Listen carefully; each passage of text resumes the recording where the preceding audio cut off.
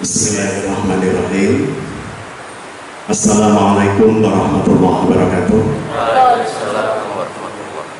Innal hamdalillah nasta'inuhu wa nastaghfiruh wa na'udzu billahi min shururi anfusina wa min sayyiati a'malina may yahdihillahu fala mudilla lahu wa may yudlil fala hadiya lahu. Asyhadu an la ilaha illallah wa asyhadu anna Muhammadan abduhu wa rasuluhu la nabiyya ba'da. Allahumma shalli ala Muhammadin wa ala alihi wa sahbihi ajma'in. Amma ba'd. Alhamdulillah, puji syukur kehadiran Allah Al-Khaliq Al-Musawwir Al-Mudabbir Al-Hakim yang senantiasa memberikan suguhan terbaiknya kepada kita, sehingga kalau ada suguhan Allah yang kita tak merasa baiknya, itu pasti kesalahan pemahaman dan persepsi kita atasnya. Suguhan Allah yang senantiasa tertuju kepada dorongan agar kiranya manusia semakin mengenalnya. Maka apapun yang diberikan oleh Allah kepada jenengan kula sami, cuaca, keadaan, apa istilahnya ya, cuaca, hawa dan seterusnya itu keseluruhannya adalah bagian dari cara Allah Subhanahu wa taala agar kiranya kita semakin bisa mengenalnya. Dan ketika kita semakin mengenalnya, maka yang mewujud berikutnya adalah rasa cinta atau mahabbah. Dan ketika kemudian yang muncul adalah mahabbah, maka akan menghadirkan ketaatan kita atas perintah-perintah Allah dan kesukaan kita untuk meninggalkan larangan-larangan Allah Subhanahu wa taala. Salawat salam semoga senantiasa teriktikad bi qalbi wa qawlu bil lisan wal af'alu bil arkan ala Rasulillah sallallahu alaihi wa alihi wasallam, uswah dan qudwah terbaik kita yang dengan rahman rahim Allah Subhanahu wa taala dijadikannya beliau sebagai tauladan yang kita diperintahkan untuk mengikutinya dan bagian dari sunnah-sunnah Rasulullah sallallahu alaihi wasallam, baik berupa qaulnya, fi'liyahnya, bahkan sukutnya atau diamnya Rasulullah SAW. Ikhwan rahmati fillah rahimakumullah, ketika tema Thariq bin Ziyad ini diangkat, maka saya yakin yang tergambar di dalam benak jenengan semua seorang laki-laki tinggi gagah dengan pedang di tangan kanan, tubuh yang kokoh lagi kuat, mata yang mungkin setajam elang pandangannya. Maka kemudian ketika saya menyampaikan kok pakai baju batik begini gak matching gitu. Jadi biasanya kalau saya pakai baju begini nyampaikan perjuangannya Sunan Kalijogo ya rodok-rodok pantas. Tapi ketika kemudian hari ini saya membawakan materi Thariq bin Ziyad gitu ya, gambarannya ya paling enggak gawe setan lah. Meskipun kemudian kalau bawa pedang beneran ya kalau sama asin teko malah.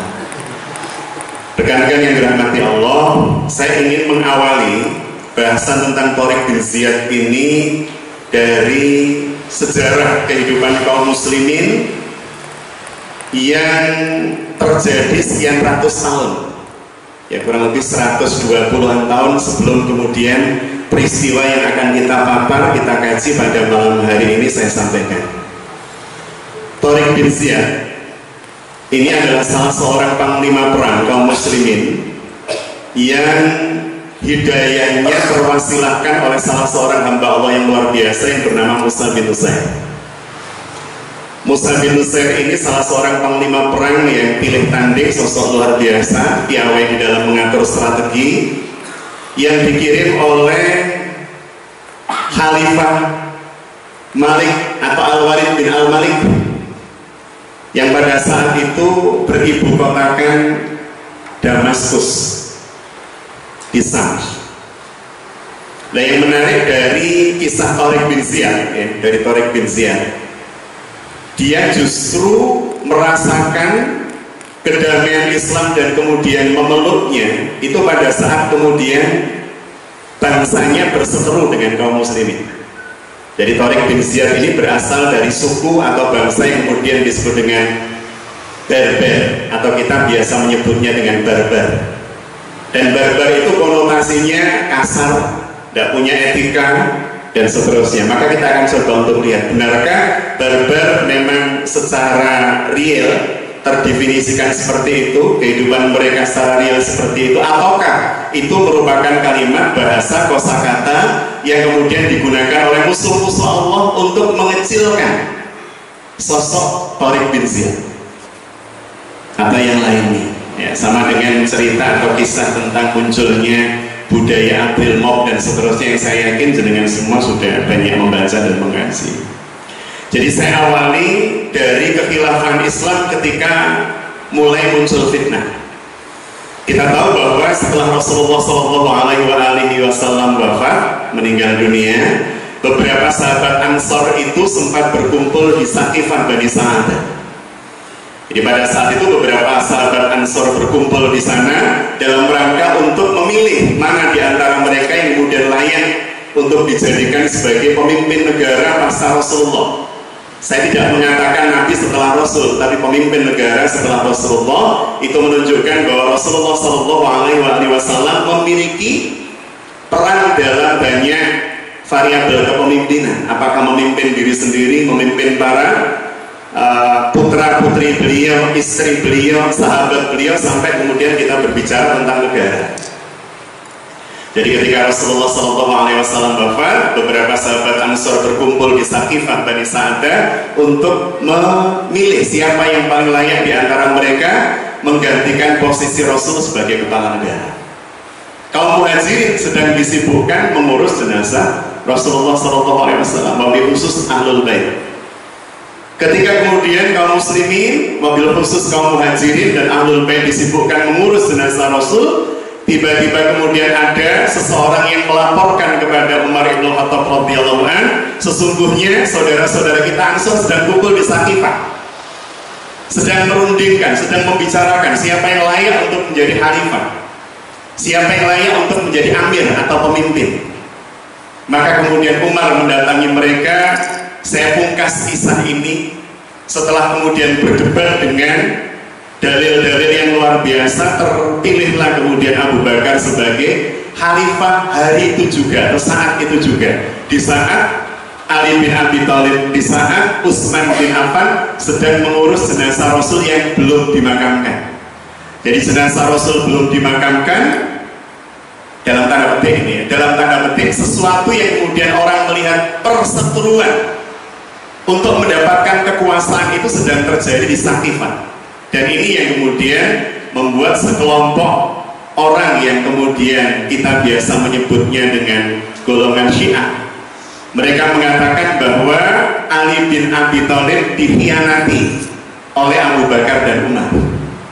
Kenapa dikatakan demikian? Karena Ali bin Abi Thalib dan Utsman sedang mengurus jenazah Rasul di Saqifah. Kaum Ansor sedang berkumpul untuk menunjuk siapa yang layak jadi khalifah. Umar mendengar kemudian datang ke sana bersama Abu Bakar dan Abu Ubaidah al-Jarrah, sampai kemudian berdasarkan kesepakatan saat itu dipilihlah Abu Bakar sebagai khalifah. Maka orang-orang Syiah kemudian menuduh bahwa Abu Bakar dan Umar bin Khattab memiliki syahwat kekuasaan yang tidak terkontrol, sehingga jenazah Rasul belum dimakamkan, kemudian mereka menetapkan siapa yang menjadi khalifah atau pemimpin negara. Kenapa nggak nunggu jenazah Rasul dimakamkan? Kalau kemudian kita membaca sejarah itu secara letterless, tanpa kemudian kita kaitkan sejarah itu dengan peristiwa detail yang terjadi terhadap jenazah Rasulullah SAW, maka pemahaman ini bisa jadi akan merasuki kita juga. Kalau kemudian kita menggunakan rasa untuk menilainya.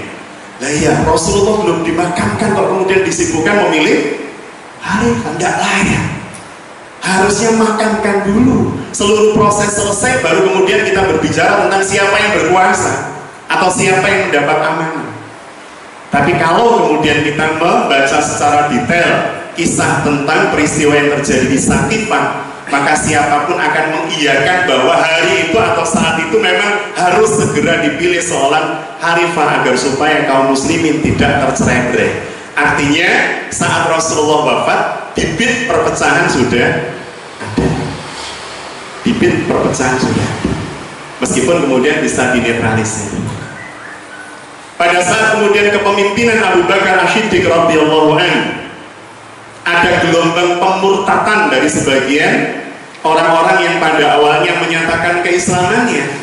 Wabil khusus kemudian orang-orang yang merasa ketidaknyamanannya ketika menjadikan Islam sebagai din, mereka harus menyerahkan sebagian hartanya sebagai zakat, jadi bagian dari zakat. Maka pada masa kekhalifahan Abu Bakar As-Siddiq radhiyallahu an, kita membaca di dalam sejarah bagaimana kemudian ada orang-orang atau sekelompok kabilah yang membangkang untuk tak kemudian menyerahkan zakat yang semestinya kepada negara.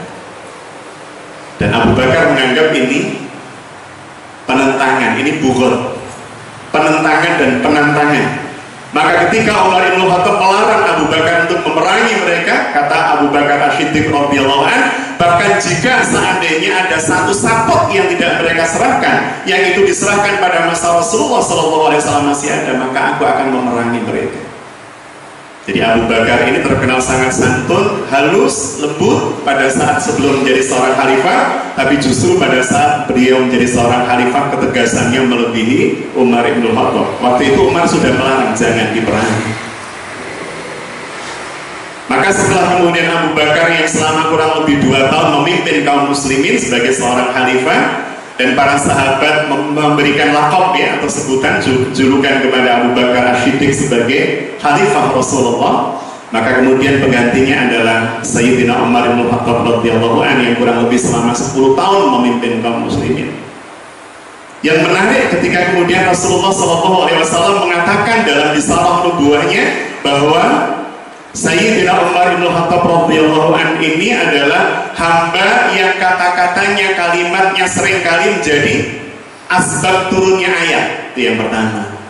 Yang kedua, kalimat Rasulullah SAW yang mengatakan bahwa Sayyidina Umar bin Khattab radhiyallahu an ini adalah, kalau bahasa orang Kediri, mungkin Umar ini disebut dengan gemboknya fitnah.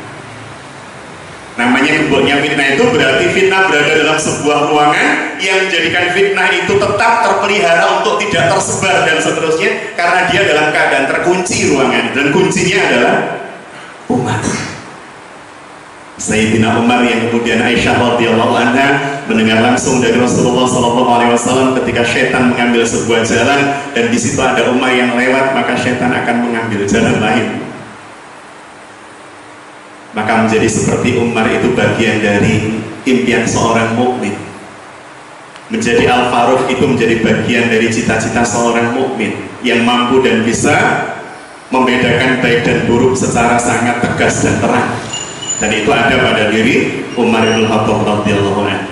Maka benar apa yang disampaikan oleh Rasulullah SAW pasca kemudian Sayyidina Umar bin Khattab ini wafat, fitnah mulai merebak demikian dahsyatnya.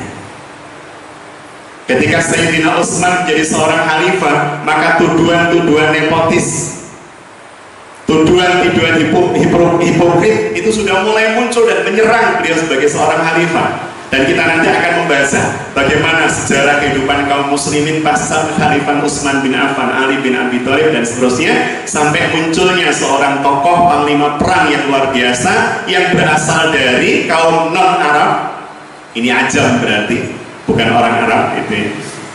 Jadi dia adalah orang barbar Afrika asli. Jadi bagaimana kemudian sosok yang kita kenal dengan nama Tariq bin Ziyad ini muncul. Jadi setelah kemudian meninggalnya Umar dengan tusukan yang dilakukan oleh seorang pengkhianat yang bernama Buluk, maka setelah itu kemudian Ali bin Abi Thalib diangkat menjadi khalifah pengganti Umar dengan sebuah proses yang luar biasa. Umar mengumpulkan 6 orang yang menjadi formatur untuk bisa memilih siapa yang layak dan berhak menggantikan saya. Maka muncul 2 nama. Yang pertama adalah Utsman bin Affan, kemudian yang kedua adalah Ali bin Abi Thalib, karena Abdurrahman bin Auf mengundurkan diri dan Abdullah bin Umar oleh sang ayah tidak boleh dipilih. Dia hanya punya hak memilih tapi tidak punya hak dipilih. Karena kata sang ayah cukuplah 1 Umar yang menjadi khalifah. Karena beliau sangat paham betapa beratnya tugas menjadi pemimpin kaum muslimin, amanahnya, utamanya di hadapan Allah Subhanahu wa taala.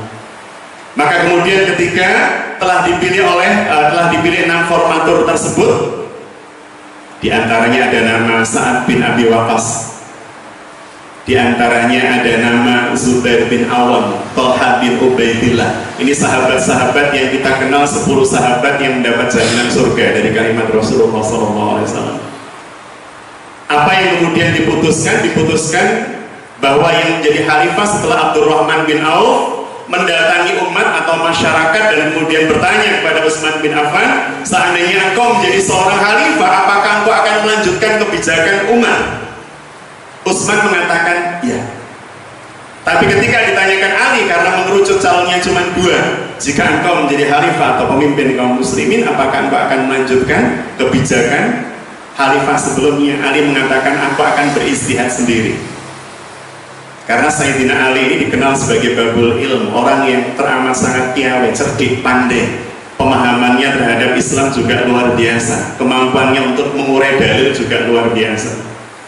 Maka beliau radhiyallahu an tak merasa nyaman jika keseluruhan apa-apa yang sudah dilakukan Umar sebagai kebijakan negara kemudian beliau melanjutkan begitu saja tanpa harus meneliti kembali dan seterusnya. Sehingga ketika melihat kondisi seperti itu, Abdurrahman bin Auf memiliki kecenderungan dalam keadaan negara sedang gawat gitu ya, karena khalifah meninggal ya pasti sebabnya ajal gitu ya. Tapi ajal itu kan hal yang menghantarnya, bisa karena sakit, bisa karena jatuh, bisa karena macam-macam. Nah ini enggak, dibunuh. Sehingga dianggap negara dalam keadaan yang tidak sepenuhnya aman. Sehingga kalau kemudian kebijakan setelah Umar itu kebijakan baru, bisa jadi kondisi negara bertambah sulit untuk distabilkan. Maka kalimat Utsman ketika menyatakan bahwa saya akan mengikuti apa yang sudah diputuskan oleh Umar, itu menjadikan Abdurrahman bin Auf lebih nyaman dengan para sahabat yang lain untuk membaiat Utsman bin Affan.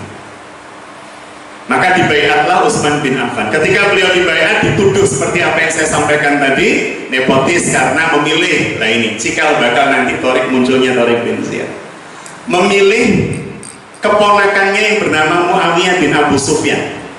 Kita mengenal bahwa Muawiyah itu satu di antara sekian puluh ribu sahabat Rasulullah Muhammad SAW dan terkenal cukup dekat karena pernah menjadi sekretaris pribadi Nabi.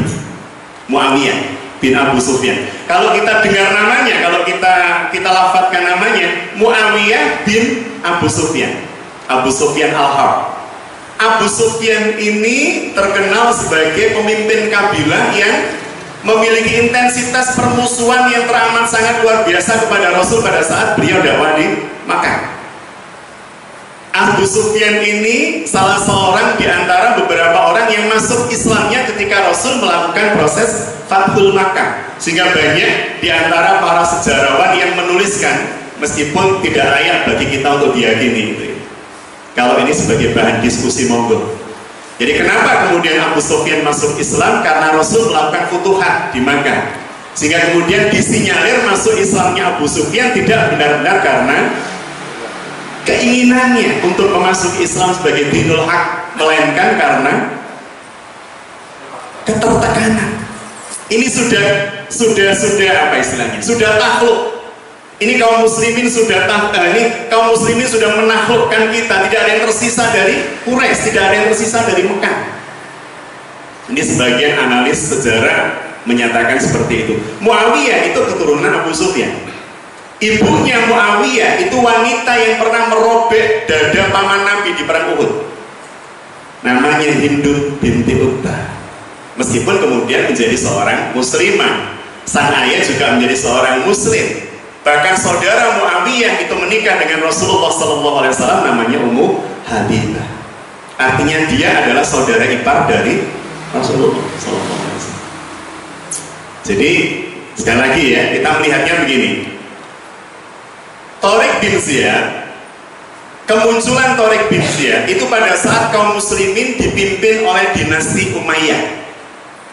Dinasti Umayyah itu melihatnya dari buyutnya Muawiyah. Jadi Muawiyah itu anaknya Abu Sufyan, Abu Sufyan itu anaknya Harb itu anaknya Umayyah. Maka disebut Bani Umayyah. Jadi Umayyah ini punya anak 2. Yang pertama namanya Harb, sisi kiri Harb itu artinya perang. Kemudian yang kedua namanya Abul As. Abul As ini punya anak namanya Affan, salah satunya. Affan itu bapaknya Utsman. Utsman bin Affan bin Abul As. Umayyah dari sisi kiri punya anak Harb, punya anak namanya Abu Sufyan. Abu Sufyan itu sepupunya Utsman, berarti sepupunya Utsman. Kemudian Abu Sufyan punya anak namanya Muawiyah. Muawiyah punya anak namanya Yazid, dan seterusnya. Dari Yazid dan seterusnya, dari kanan dan seterusnya ini menjadi khalifah. Ini kemudian kita sebut dengan Bani Umayyah, kekhalifahan Bani Umayyah. Dari keturunan Umayyah tadi yang punya anak Harb sama Abul As, melalui sisi yang berbeda, lengan keturunan atau nasab yang berbeda. Sampai kemudian Al-Walid bin Malik. Al-Walid bin Malik ini khalifah yang pusat kekuasaannya ada di Damaskus, Syria.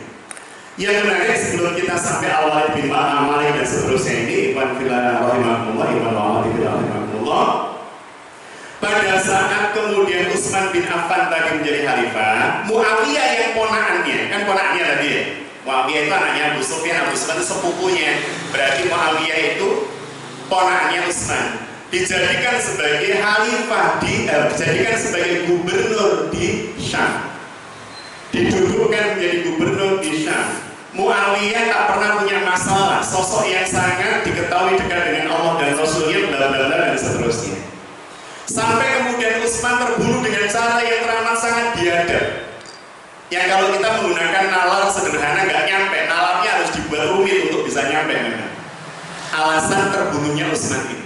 Jadi ketika kemudian Utsman bin Affan terbunuh, maka kemudian Muawiyah yang merasa sangat dekat dengan khalifah menuntut kepada khalifah pengganti Utsman yang bernama Ali bin Abi Thalib, sahabat Ali bin Abi Thalib ini, untuk segera mengkisos pembunuh Utsman. Jadi Utsman bin Affan membunuh karena dikepung pada saat itu. Setelah sang khalifah ini terbunuh, kekhalifahan yang muncul adalah kekhalifahan Ali bin Abi Thalib yang dipilih oleh Umar.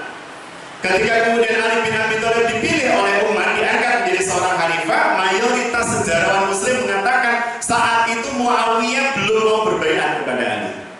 Kenapa? Karena di dalam tubuh pemerintahan Ali ada para pembunuh Utsman.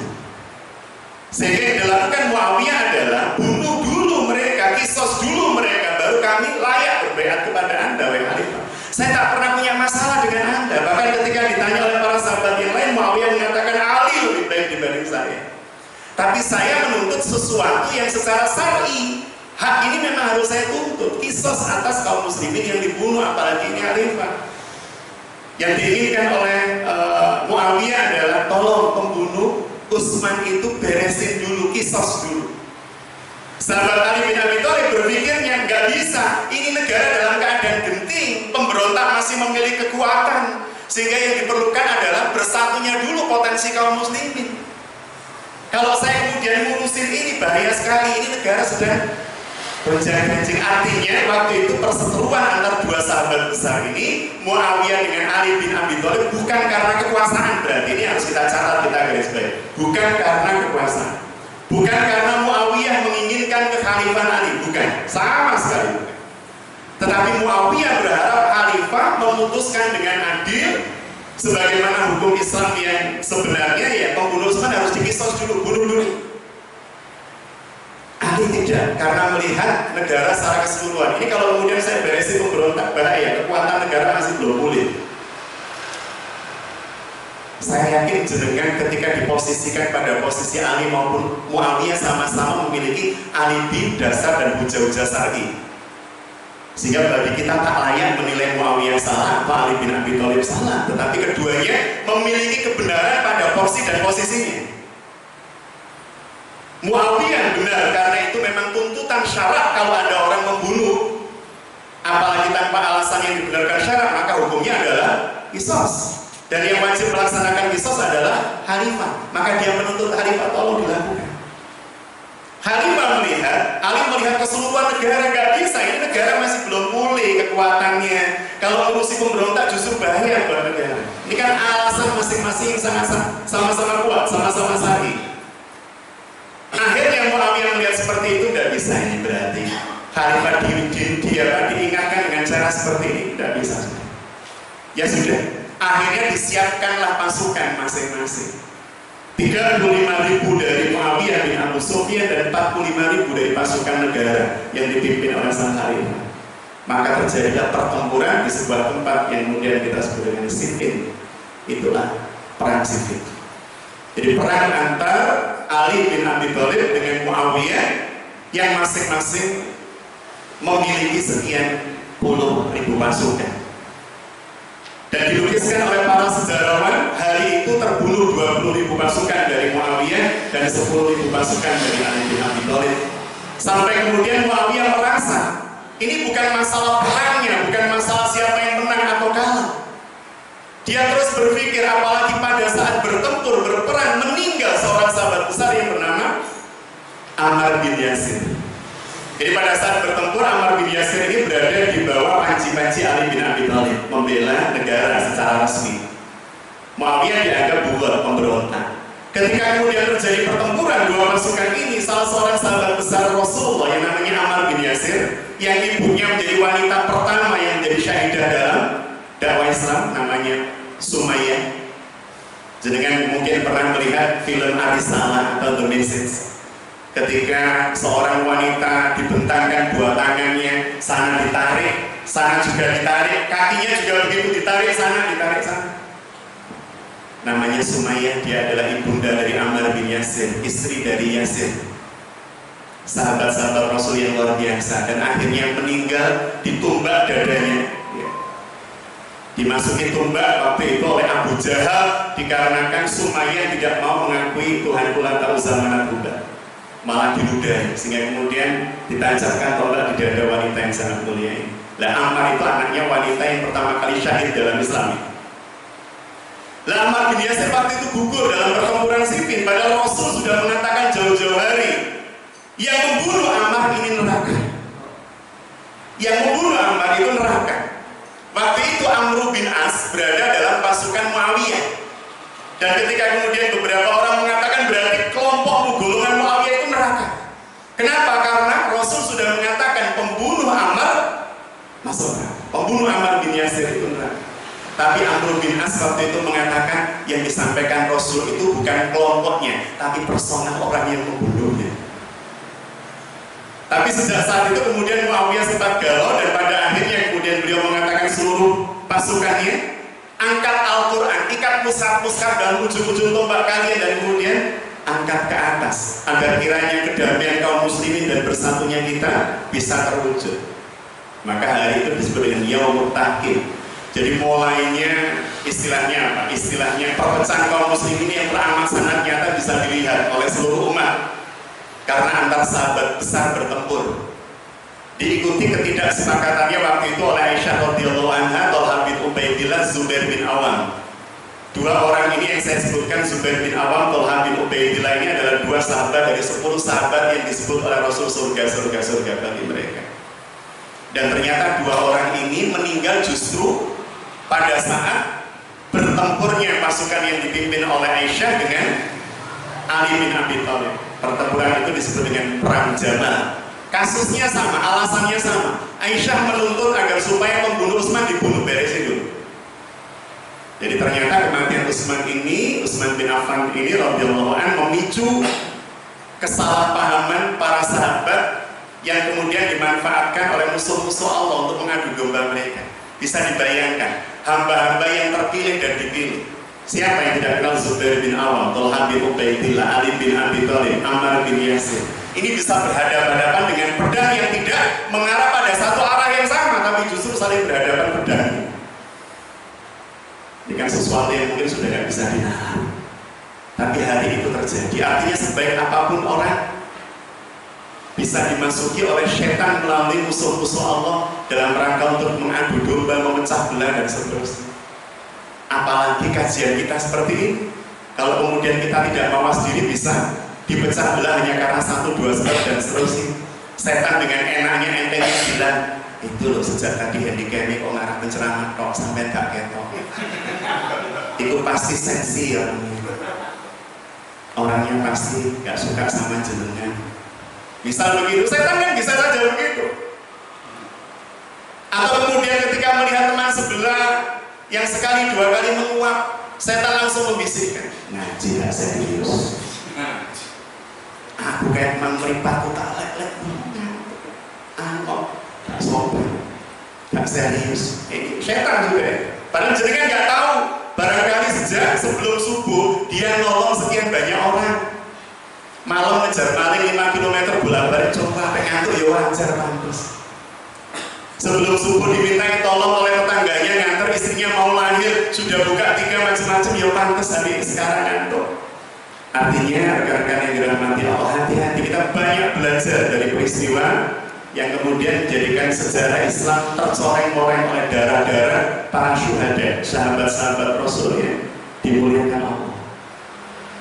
Ali bin Abi Thalib ketika kemudian menjadi penguasa, para pengadu domba memanfaatkan posisinya. Maka kemudian kita kenal waktu itu Khawarij, kita kenal kemudian Syiah dan seterusnya. Kaum Khawarij adalah kaum yang pada saat Yaumut Tahkim, pasukan Muawiyah sudah mengangkat Al-Quran, pasukan Ali bin Abi Thalib sudah mengangkat Al-Quran, mereka kemudian protes pada Ali bin Abi Thalib. Kenapa tidak kita selesaikan sampai Allah menetapkan keputusannya? Maksudnya perang sampai ketok semenang begitu.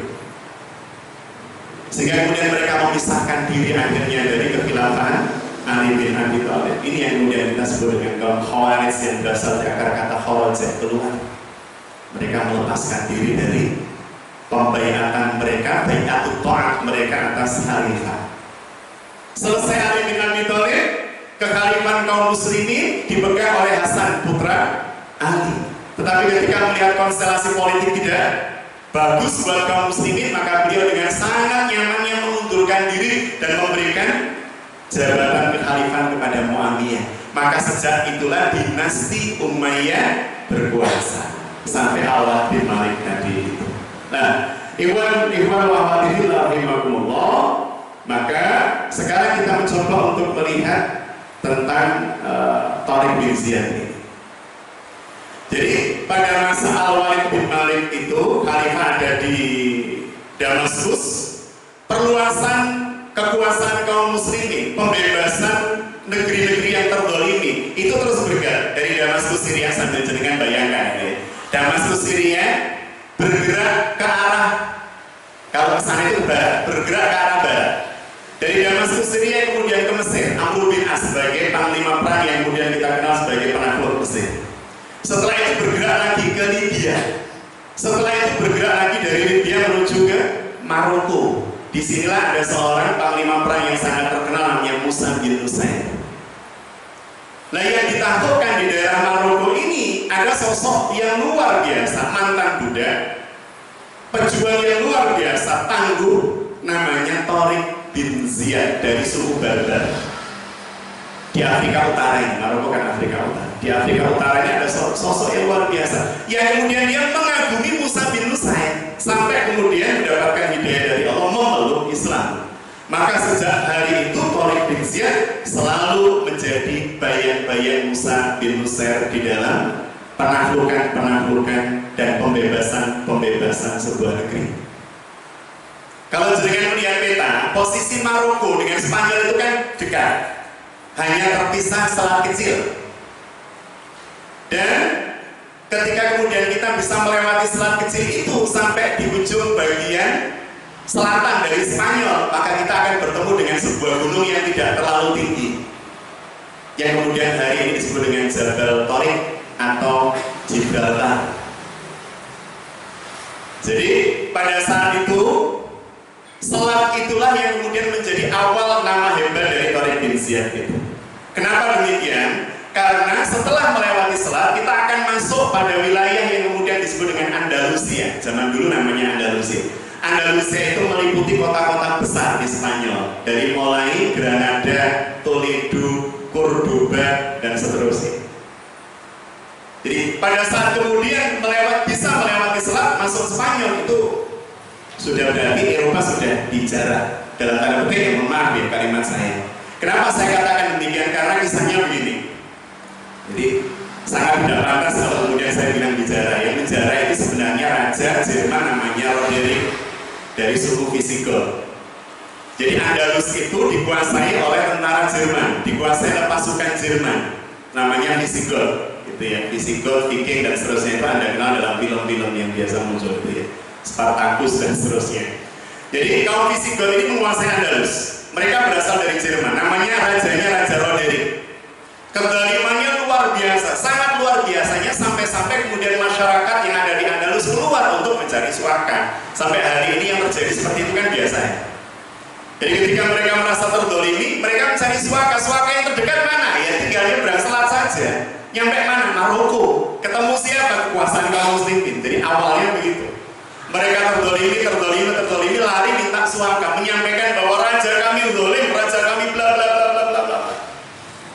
Sampai kemudian ada salah seorang pangeran yang juga melakukan hal yang sama, melepaskan diri dari kekuasaan Roderick, lari ke Maroko dan meminta bantuan kaum muslimin untuk bisa menguasai Andalusia. Maka disitulah kemudian Tariq bin Ziyad dikirim oleh Musa bin Nusair. Jadi Musa bin Nusair mengirimkan Tariq bin Ziyad untuk kemudian memimpin pasukan yang akan digerakkan menuju Andalusia. Dan yang menarik, Tariq bin Ziyad waktu itu hanya membawa pasukan ribuan orang, sedangkan kerajaan Visigoth Roderick itu mengerahkan ratusan ribu pasukan. Selalu kita mendengar kisah-kisah seperti ini, membaca kisah-kisah seperti ini, bagaimana pasukan kaum muslimin yang jumlahnya hanya sekian berhadapan dengan pasukan lawan yang jumlahnya puluhan kali lipat, ratusan kali lipat, dan akhirnya bisa memenangkan pertarungan atau pertempuran itu. Ada di antara rekan-rekan yang pernah mendengar nama Omar Mukhtar, Lion of the Desert? Pernah dengar? Mas Rajin, karena dia pernah berkunjung ke Afrika. Jadi kata Mas Rajin, dari Libya, Omar Mukhtar itu seorang panglima perang yang paling ditakuti oleh Benito Mussolini. Jadi waktu itu Benito Mussolini mengembangkan kekuasaannya, menganeksasi Afrika termasuk Libya di dalamnya. Tapi dalam pertempuran bertahun-tahun, lebih dari 5 tahun, tak mampu dan tak bisa menaklukkan pasukan yang dipimpin oleh seorang kakek tua 73 tahun yang bernama Omar Mukhtar. Jadi beliau ini guru ngaji, tapi berperan sebagai panglima perang yang kemudian menjadikan Benito Mussolini bukan hanya geleng-geleng kepala, juga geleng-geleng hati gitu ya. Kok bisa orang tua seperti ini mampu mengalahkan pasukan kami di Jabal Ukhtar? Jabal Ukhtar itu gunung yang sangat hijau, itu tempat pasukan beliau. Kita bisa melihat dalam film Omar Mukhtar betapa heroiknya. Dan yang menarik ketika kemudian pasukan Benito Mussolini yang dipimpin oleh seorang jenderal yang bernama Graziani itu bertempur dengan pasukan Omar Mukhtar, bahkan kadang mereka itu harus saling merantai pasukannya. Kadang dia itu harus merantai pasukannya antara satu orang dengan orang yang lain, agar supaya apa? Tidak lari dalam peperangan, saking takutnya dengan Omar Mukhtar. Jadi kalau misalnya dirantai itu kan melayu cici melayu kabeh, jika nggak mungkin terjadi. Jadi sampai seperti itu karena karisma, kewibawaan, keluar biasaan Omar Mukhtar yang menjadikan Jenderal Graziani menjadi angkat topi benar dengan orang ini. Dan kemudian tertangkapnya Omar Mukhtar juga dengan cara dijebak sebagaimana Diponegoro dijebak oleh Belanda. Dan ada satu hal yang kemudian kita harus menggarisbawahi dan ini sangat penting sebelum saya lanjutkan pada sirah dari Tariq bin Ziyad. Sekedar meluruskan, Tariq bin Ziyad itu bukan sahabat. Dia adalah tabi'in atau bahkan tabi'in. Ya, kita melihat kehidupan Tariq bin Ziyad itu yang pertama tidak pernah berjumpa dengan Rasul, karena syarat sahabat itu harus pernah berjumpa dengan Rasul langsung, berinteraksi dengan Rasul langsung. Ya, dan Tariq tidak pernah berinteraksi langsung dengan Rasul. Kehidupannya justru jauh dari Rasulullah SAW dari sisi usia, jauh, yang sekitar tiga turunan, ya, tiga nasab dan seterusnya. Baik, jadi ada satu hal yang kemudian perlu kita garis bawahi, seperti pertempuran antara Omar Mukhtar dengan pasukan Itali atau Diponegoro dengan kolonialisme Belanda. Seringkali kita membaca sejarah dengan cara pemaparan yang membuat kita bersedih hari ini, karena di dalam tulisan yang tertebar di dalam kitab-kitab sejarah atau buku-buku sejarah seringkali dituliskan bahwa Diponegoro berhasil dikalahkan oleh Belanda pada tahun 1830. Begitu ya. Perang Diponegoro 1825-1830. Dan perlawanan pasukan Diponegoro mampu ditaklukkan, dikalahkan oleh pasukan kolonial Belanda. Ini cara melihat menang dan kalah dengan sudut pandang yang salah. Kalau kemudian yang tersisih itu selalu dikatakan kalah dan yang menyisihkan itu dikatakan benar, maka sejatinya iblis itu lebih benar dibanding Adam. Karena yang keluar dari surga pada akhirnya adalah Adam alaihissalam, karena dibujuk oleh iblis. Kalau kemudian kita berbicara menang kalah dengan sudut pandang seperti itu, berarti Adam kalah dan iblis. Ini sudut pandang yang sangat berbahaya. Maka ketika kemudian Ibrahim tertahan oleh Namrud, karena Namrud tidak mampu menjawab alibi atau argumentasi Ibrahim dengan cara yang smart, ketika kemudian Namrud bertanya kepada Ibrahim, tunjukkan apa hebatnya Tuhanmu sehingga kemudian engkau minta semua orang menyembah dia. Kata Ibrahim, sesungguhnya Tuhanku bisa mematikan dan menghidupkan. Maka Namrud bilang sama pengawalnya, tolong ambilkan 2 tawanan. Diambilkan 2 tawanan. Dia tanya lagi, wahai Ibrahim, kehebatan apa yang dimiliki oleh Rob, oleh Tuhanmu? Tuhanku adalah Tuhan yang mematikan dan menghidupkan. Maka kemudian si Namrud mengambil pedang. 2 tawanan itu, satu dibilangi kamu saya ampuni, satu sini pedang. Saya bisa menghidupkan dan saya bisa mematikan. Nabi Ibrahim tersenyum, tetapi Tuhanku juga bisa menerbitkan matahari dari timur dan menenggelamkannya di barat. Maka saya harap engkau bisa membaliknya.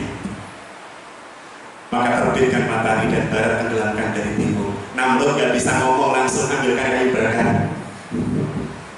Ini gak bisa ngomong, pinter kayak ini. Bakar harusnya. Maka ketika kemudian Ibrahim dibakar, kalau kemudian kita melihat cara melihat menang dan kalah seperti yang saya paparkan di depan, maka kita akan mengatakan Ibrahim kalah dan Namrud. Tapi kan tidak seperti itu cara menilai.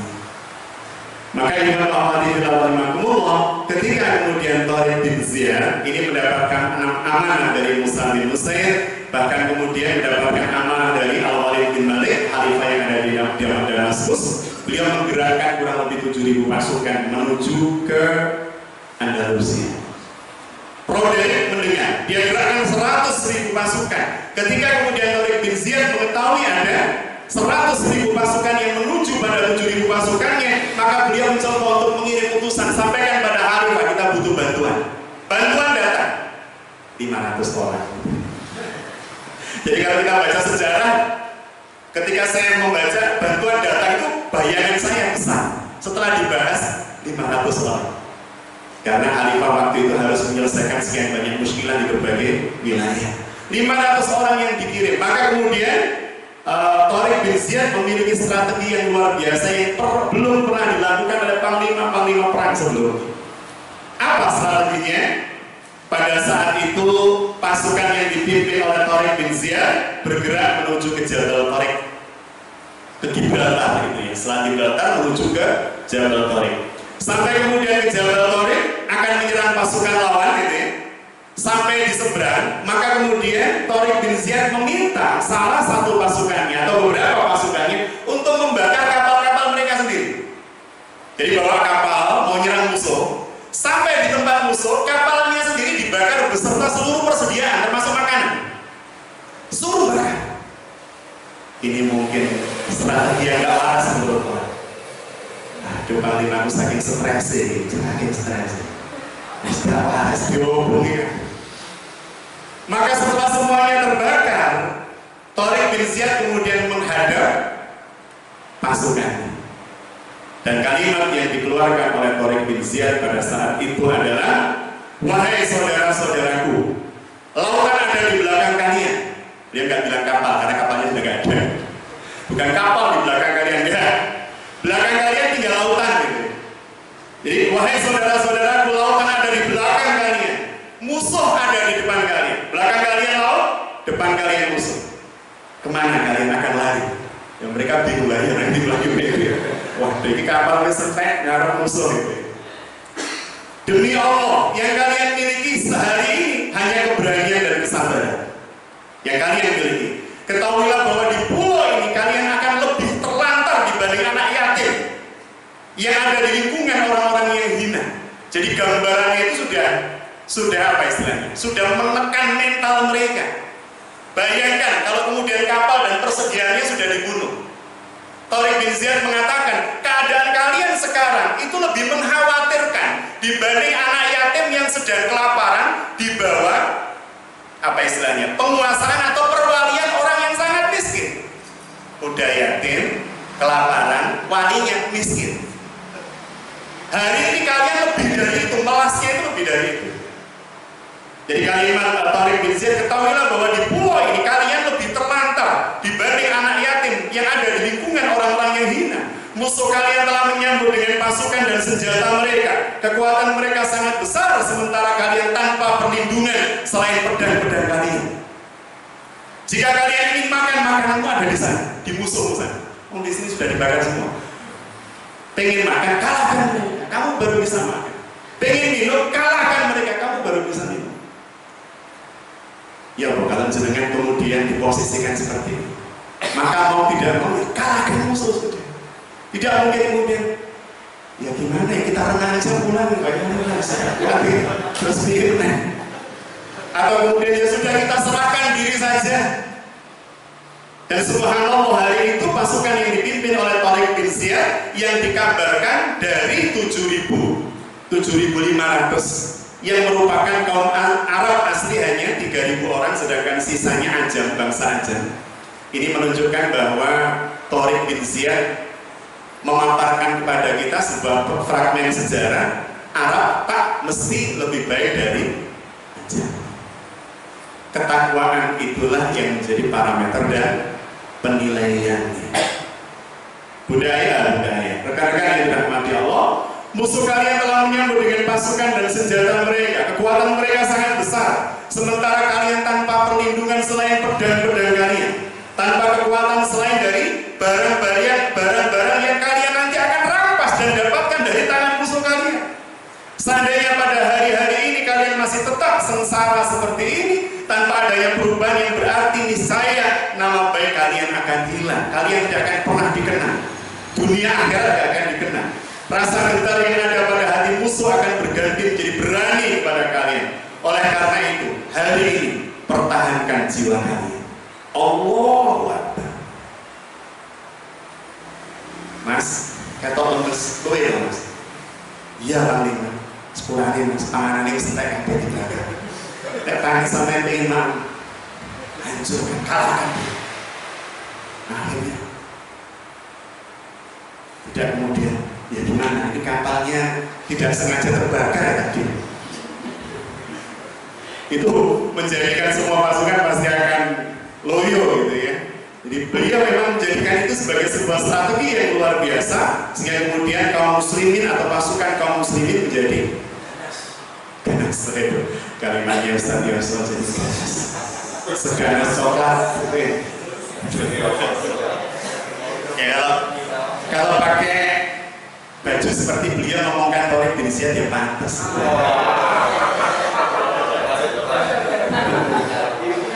Subhanallah. Baik, Ikhwan rahimahullah. Jadi pada akhirnya dengan cara seperti itulah pasukan ini berjuang dengan cara yang luar biasa.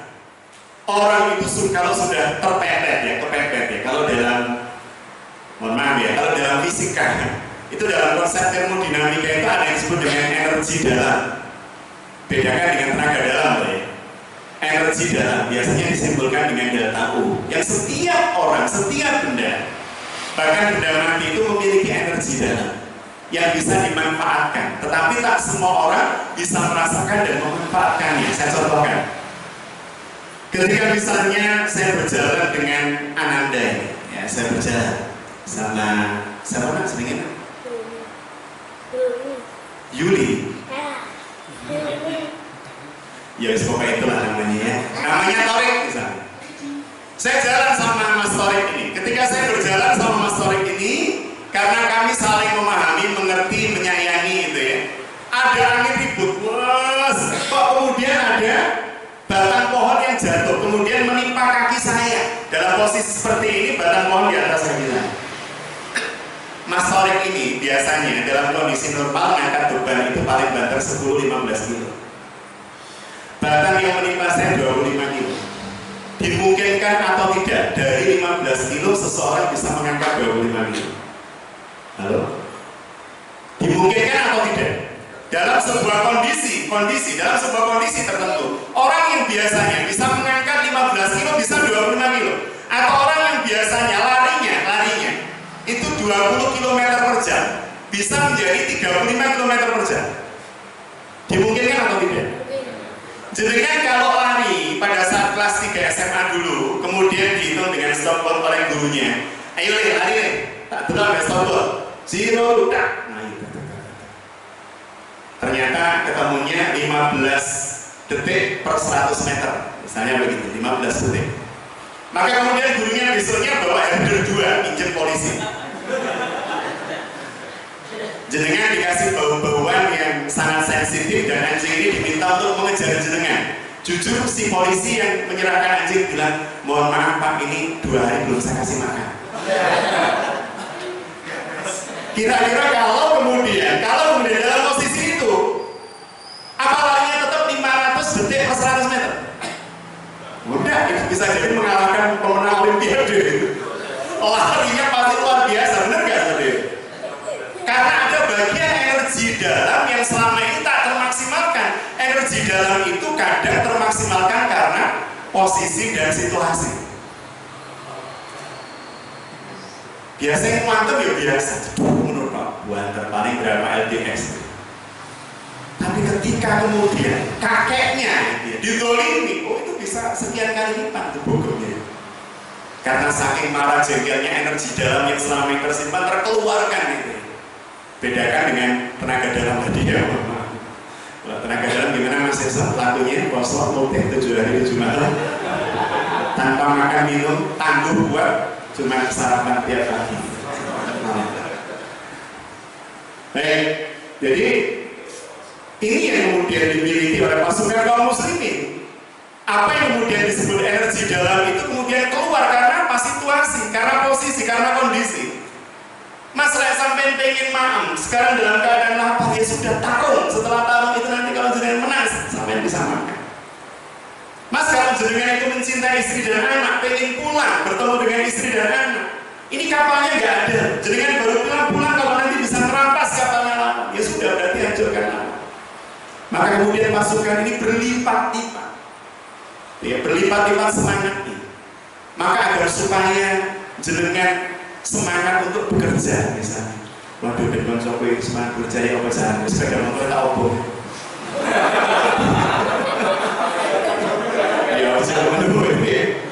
Mestinya saya tahu bohong ya, baru semangat lagi mencari, tidak begitu maksudnya. Jadi ini gambaran ketika kemudian Tariq bin Ziyad yang memiliki strategi luar biasa pada akhirnya bisa mengalahkan pasukan dari Raja Roderick dan kemudian Andalus dikuasai. Andalus itu pada awalnya Nasrani, dikuasai oleh kaum muslimin di bawah panglima Tariq bin Ziyad, meskipun dia tak menjadi khalifah di sana karena setelah kemenangan ini beliau ditarik di Damaskus oleh khalifah.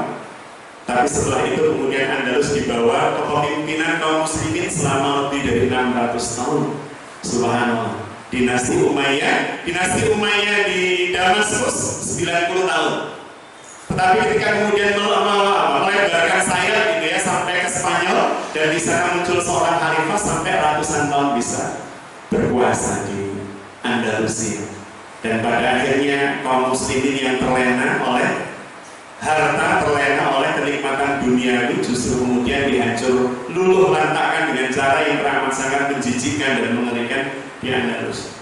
Jadi peristiwa pembantaian kaum muslimin di Andalusia menjadi sisi gelap sejarah kaum muslimin. Karena demikian mudahnya dihancurkan, dikalahkan, dibunuh, disembelih di jalan-jalan, wanitanya diperkosa dan seterusnya. Hari ketika kaum muslimin tak memiliki izzah dan ifat, kemuliaan, kehormatan dan seterusnya, karena akidah mereka telah terbeli oleh dunia. Jadi ketika sebuah bangsa itu fokus pada pembangunan materi, bermegah-megah dan seterusnya, kata Ibnu Khaldun, siap-siap saja negeri itu menuju kehancuran. Karena ketika seseorang sudah sampai pada tataran pemujaan terhadap materi, maka dia pasti akan lupa untuk membangun orang-orang yang meninggikan bangunan itu. Dia lupa untuk meninggikan kemuliaan martabat dari orang-orang yang membangun bangunan-bangunan tinggi. Tembok Cina itu kan dibangun untuk perlindungan bangsa Cina dari serangan luar. Tapi ternyata untuk menghancurkan Cina tak butuh menghancurkan temboknya, tetapi yang dihancurkan adalah pemikiran orang-orang yang berada di balik tembok. Selesai sudah. Artinya Ibn Wahab bilang ini menunjukkan kepada kita sebuah pelajaran besar itu, bahwa sejarah itu senantiasa berulang. Kata Ibn Khaldun, sejarah itu dauro itu kan artinya berputar, siklik. Ya, contoh sederhana begini contohnya ya. Jepang, orang-orang di Jepang, ya, anak-anak di Jepang itu diajarkan sebuah kalimat yang kemudian dilakukan. Kalimat tersebut adalah, ini kalau diterjemahkan dalam bahasa Indonesia, Nobunaga menumbuk padi, Hideyoshi menanak nasi, Ieyasu memakannya dan menikmati 7 turunan. Apa yang dimaksud dengan peribahasa anak-anak Jepang yang kemudian dilakukan hampir setiap pekan ini? Ternyata Jepang dulu adalah bangsa yang terpecah belah, suku, kabilah, dan seterusnya. Sampai kemudian ada seorang kesatria yang bernama Nobunaga, yang dengan kemampuan, kekuatannya, kepiawaiannya, dia mencoba untuk menyatukan Jepang meskipun dengan cara yang brutal dan sadis. Gak belum bersatu, habiskan dengan apa, lehernya hilang gitu. Gak mau bersatu, lehernya. Nobunaga menumbuk padi, Hideyoshi menanak nasi. Sampai kemudian bertahun-tahun Nobunaga berkuasa, kemudian tumbang digantikan oleh Hideyoshi. Siapa Hideyoshi? Toyotomi Hideyoshi adalah pembawa sendal Nobunaga. Jadi Nobunaga itu jenderal luar biasa, raja luar biasa, dan dia untuk sandal saja ada yang bawakan, namanya Toyotomi Hideyoshi. Tapi justru dia yang kemudian menjadi raja setelah Nobunaga. Dan Hideyoshi, kalau kemudian kita ingin jadi seperti Hideyoshi, ya siap-siap siapa yang bawakan sandalnya ini. Ustaz, sandalnya saya bawa Ustaz. Ya nanti kalau jenengan sudah ada ceramah, saya ceramah misalnya. Mau bawa sandal saya dibuat. Buat maaf ya, kegiatan saja. Oh iya, namanya gak mirip dengan Hideyoshi. Jadi Toyotomi Hideyoshi. Sampai kemudian dia menjadi raja, dan ketika dia menjadi raja terkenal sebagai orang yang piawai memanajemen kota negara. Maka kemudian sejak Hideyoshi menjadi raja, bangunan-bangunan yang bagus muncul di Jepang. Tetapi ada satu orang yang memiliki kemampuan dan kesabaran luar biasa untuk menunggu momen terpenting agar supaya bisa mengambil alih kekuasaan. Namanya Takagawa Ieyasu. Jadi menang, orangnya pendiam. Tetapi diamnya itu dalam rangka menunggu kesempatan untuk bisa masuk. Maka pada saat mendapatkan momen itu, dia masuk dan kemudian bisa menggantikan keturunan Hideyoshi. Karena setelah Hideyoshi masih ada beberapa keturunannya, dan kemudian Ieyasu masuk untuk menjadikan dirinya raja Jepang dengan era keemasan yang disebut dengan era kesogunan Takagawa Ieyasu. Dan era kesogunan ini dihilangkan dengan restorasi Meiji di Jepang. Nah yang menarik, cerita ini kemudian hampir-hampir sama berulang di sebuah rumah di Surabaya pada tahun 1920 dalam wujud dan bentuk yang lain. Di Rusia juga begitu, kisah Stalin dan seterusnya. Di Surabaya ada rumah milik yang dimiliki oleh Haji Omar Said Cokro Aminoto, H.O.S. Cokro Aminoto. Di rumah beliau ini indekos top 3 tokoh pemuda yang brilian, sangat brilian, ketiga-tiganya. Yang pertama namanya Soekarno, yang kedua namanya Marijan Kartosuwiryo, yang ketiga namanya Ismaul. Yang satu tokoh PKI murni, yang satu Islam Kowejan Kartosuwiryo, dan yang ketiga Soekarno.